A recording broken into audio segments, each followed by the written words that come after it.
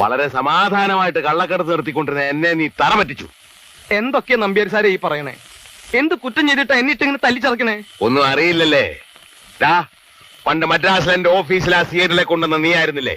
സിഐഡികളോ? അവർക്ക് ജോലി കൊടുക്കണമെന്ന് പറഞ്ഞ് എന്റെ രഹസ്യങ്ങൾ കണ്ടുപിടിക്കാൻ നീ കൂട്ടുന്നില്ലേ?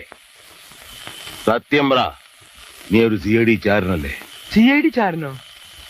എന്റെ നമ്പ്യാർ സാറേ, തവണ അടയ്ക്കാൻ പറ്റാതെ എന്റെ ടാക്സി കാർ മാർവാടികൾ കൊണ്ടുപോയപ്പോ കണ്ടവന്റെ കൈയും കാലും പിടിച്ച ഇന്റർസ്റ്റേറ്റ് ലോറിയിൽ ഈ പണി ഒപ്പിച്ചത്.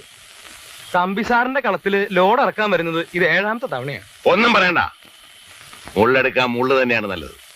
മദ്രാസ് നിന്റെ ഭാര്യയും കുഞ്ഞുങ്ങളെയും ഞങ്ങളുടെ ആൾക്കാർ തട്ടിക്കൊണ്ടുപോയി കരിഞ്ഞിരിക്കുന്നു. അവരെ നിനക്ക് ജീവനോടെ കാണണമെന്നുണ്ടോ?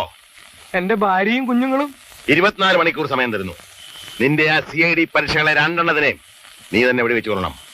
CIDകളാണോ കുടുംബമാണോ വേണ്ടതെന്ന് തീരുമാനിച്ചോ? ഏത് CIDകളെ പറ്റി സാറ് പറയണേ? CID ദാസനും വിജയനും നീ അറിയില്ലല്ലേ? ആ തെണ്ടികളോ? അവരിവിടെയും വന്നോ? അപ്പോ വെറുതെ അല്ല എനിക്ക് ഇടയ്ക്കിടയ്ക്ക് ഇങ്ങനെ കിട്ടണേ. റാസ്കൽ, സത്യമായിട്ടും എനിക്കൊന്നും അറിഞ്ഞൂടാ സാറേ. അറിയില്ലെങ്കിൽ പറഞ്ഞുതരാടാ. ഞങ്ങൾക്ക് അവരെ കൊല്ലാൻ കഴിഞ്ഞില്ല. നീ ആവുമ്പോ അവര് സംശയിക്കില്ലല്ലോ.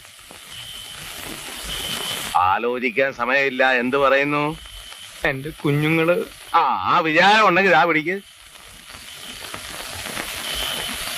2 വെടിയുണ്ടാ. എന്റെ പൊന്നുമോൻ മുനിച്ചാമി, മോളെ കണ്ണകി, ഉങ്ക അപ്പാവുക്ക് ഇന്ത ഗതി വന്നിടിച്ചുവല്ലോ.